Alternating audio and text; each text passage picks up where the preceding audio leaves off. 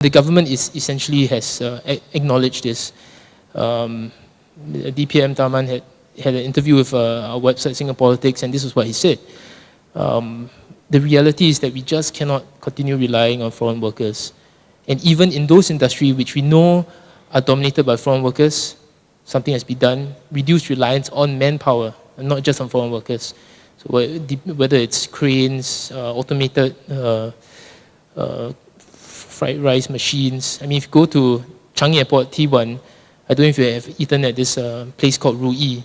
It's this Chinese, mass Chinese restaurant. And there's a guy standing at a couple of machines, and the machine is actually frying a fried rice. And all he's doing is he's tossing the rice in, he's putting the prawns, he's putting some sauce, and this machine, it just keeps doing the wok hei thing. It was a bit freaky when I first saw it, but I guess that's the way it will start having to go. I mean, if you go, then you go to other places, like I think some other Chinese restaurants, they also start doing things like automated cooking of noodles, frying your hor fun in a certain way. I mean, it's kind of strange to think about that robots are going to be cooking your food, but really, that's just going to be the way, I think, from now on, that you can't have personalized human service anymore because of our limitations in Singapore. So, it's spilled over from an economic problem into a social problem. This picture is essentially, I think, taken 3 years ago, when there was basically a stand, well, now stand out or stand in, I'm not sure how you call it, but basically this bunch of foreign workers didn't get paid on time, and they staged a stand-in outside the Ministry of Manpower building, demanding their wages get paid. It lasted for 3 days, but things got settled, people were paid, and then everyone went home. But most recently, there was this. This is the SMRT strike, the first in, I don't know, 30 years, 30 over years. And it basically was the result of a lot of simmering tensions between the workers, Chinese workers here, and the management of SMRT. You can write it off as being a singular industrial strike event, but I think there are more issues at play here. I think expectations of foreign workers here are going up. Yet I think employees here are not acknowledging that expectations are going up. And then you toss in things like the tensions between locals and foreigners, and you toss in a tension between the unhappiness between citizens and the government over the foreign worker policy, and you basically have what is essentially a hot potato issue, which will not go away anytime soon. And then of course, the other problem, on the other extreme is the politics of envy. This article was circulated, I'm pretty sure you still get it online, you should read it.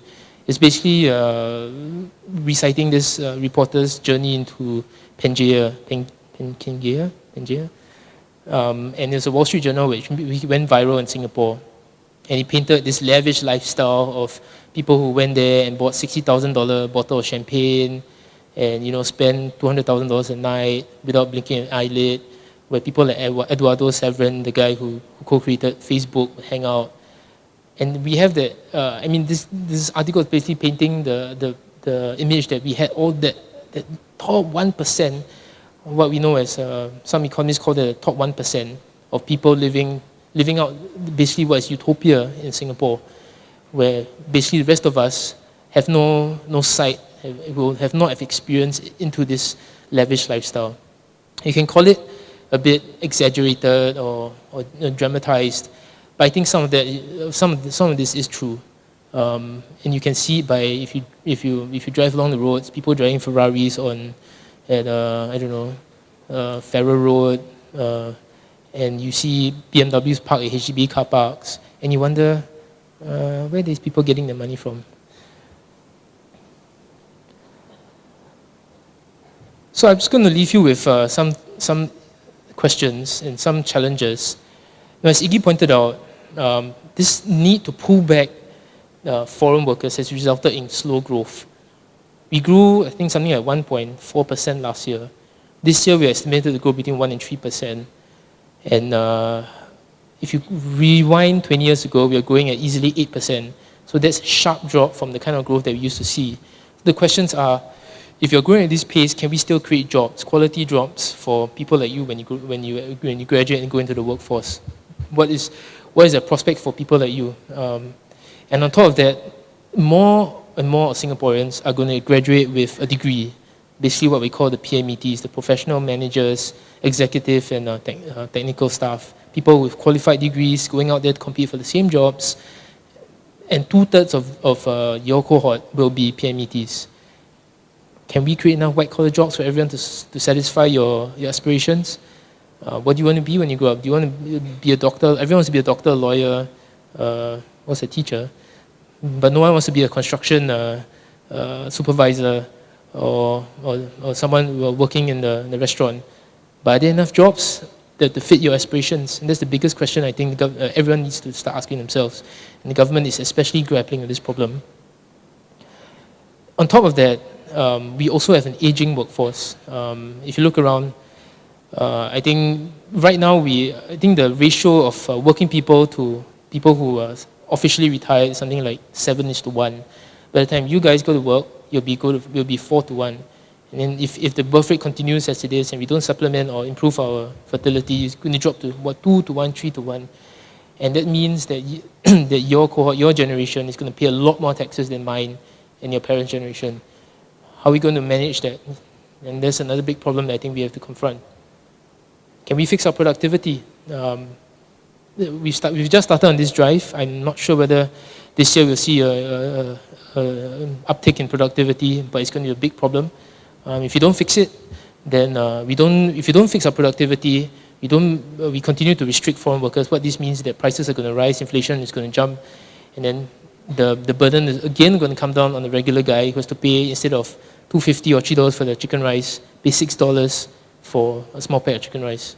And it's gonna happen as we see in other countries as well. And how we're going to manage that also is a problem, and I don't have the answers. And of course, the last bit is as crucial as productivity is. SMEs are also especially important in that drive. TBM Taman basically talked about how SMEs are the life and blood and soul of the economy. Without them, we cannot succeed, and it's definitely true. We can continue to rely on MNCs, your McDonald's and HPs to generate comfortable jobs in Singapore. But for the bulk of Singaporeans, we'll still be working for a local employer, and that means local businessmen. Can they rise to the challenge of raising themselves, transforming themselves, competing on the big stage, because we don't have a market here to support them? If we don't, then again, there's going to be something that I think will be a huge problem that we need to grapple with. And I think that's all.